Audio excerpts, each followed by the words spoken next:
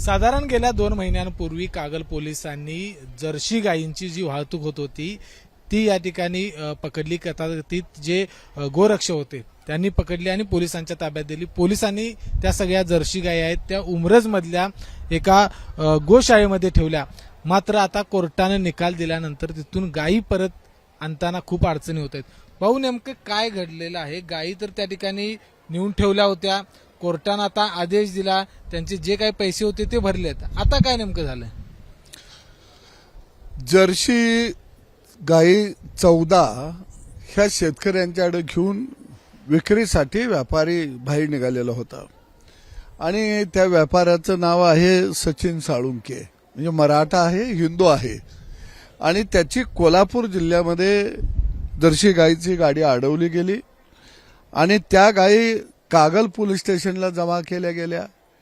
Kagal police स्टेशननं त्या गायी सातारा जिल्ह्यातील कराड विभागामध्ये उंबरज गावातल्या गोशाळेला पाठवल्या आणि त्यानंतर 2 महिन्यानंतर शेतकरी आणि व्यापारी न्यायालयामध्ये गेले आणि न्यायालयानं सगळी वस्तुस्थिती जाणून घेतली बारकाईनं. कारण शेतकऱ्याला त्याची जर्सी गाय, जर्सी होस्टन गाय, म्हैस, बैल हे विकण्याचा अधिकार आहे आणि मग ते सगळी पार्श्वभूमी जाणून घेतल्यानंतर न्यायालयानं आदेश दिला की सर्व मुद्दे मालासह म्हणजे त्यांचं वाहनही जप्त झालेलं होतं त्यांच्या ताब्यात देण्यात यावं. हा आदेश व्हायला किती महिने लागले? 2 महिने.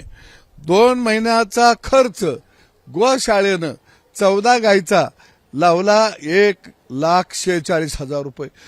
1,46,000 रुपये सुद्धा त्यांच्या अकाउंटवर भरले आणि आज कागल पोलीस स्टेशनचे पोलीस, व्यापारी, शेतकरी त्या गाया आणायला महावीर गोशाळा, काय नाव बी महावीरांचं दिलं या, आणि साले पाप करायला लागले. ती महावीर गोशाळा त्या शाळेमध्ये शेतकरी आणि ते गेल्यानंतर त्यांनी त्यांना गायी दिल्या नाहीत, पोलिसांना गायी दिल्या नाहीत. कारण ते कसे गेलेले होते? त्यांनी त्यांच्याकडे गायीचा फोटो आहेत. ज्या गायी आमच्या तुम्ही ओरिजिनल नेलेल्या आहेत त्याच गायी आम्हाला पाहिजे त्या.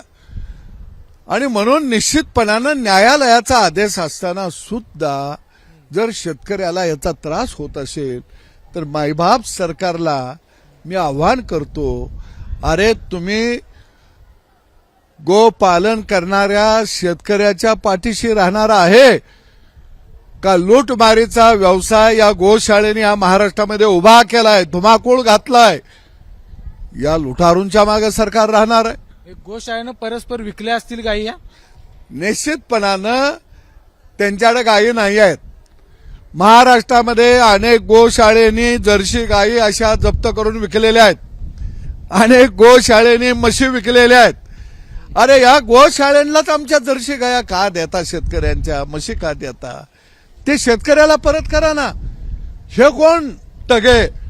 म्हणजे गायी पळायच्या आम्ही, शेणघण काढायचा आम्ही आणि विकले जप्त केल्या की यांना इथं खजिना आमचा पोलिसांच्या संरक्षणात देत आहे.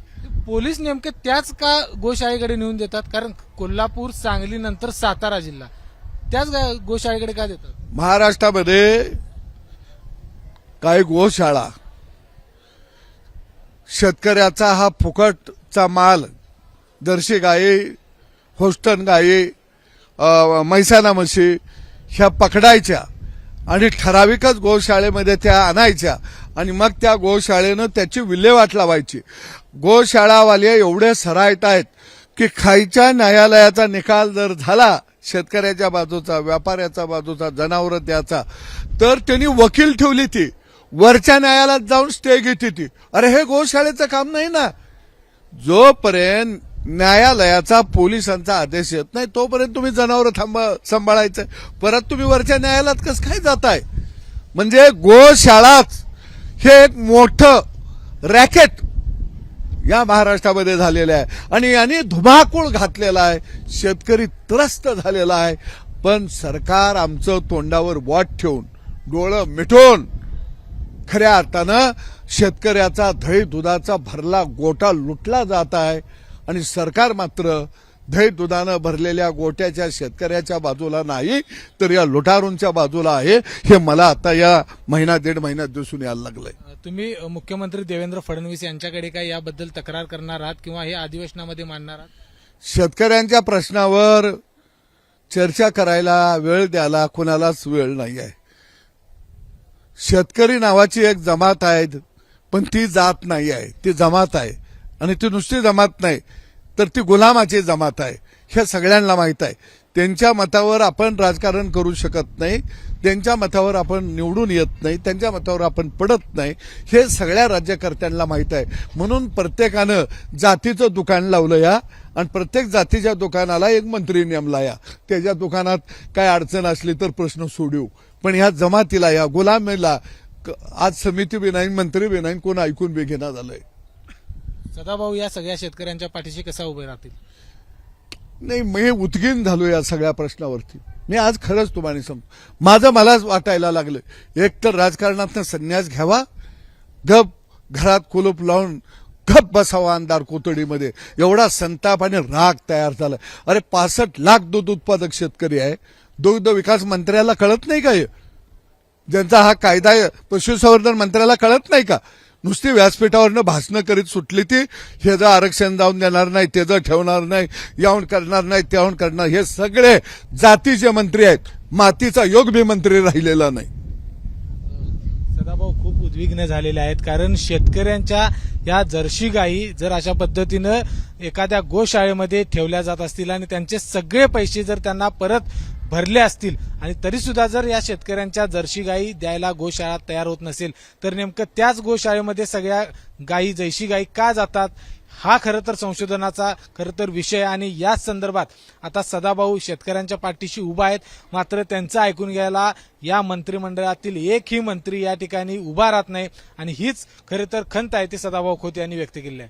कॅमेरामन निलेश शेवाळेसह विजय केसरकर, एबीपी माझा, सांगली. एबीपी माझा, उघडा डोळे बघा नीट.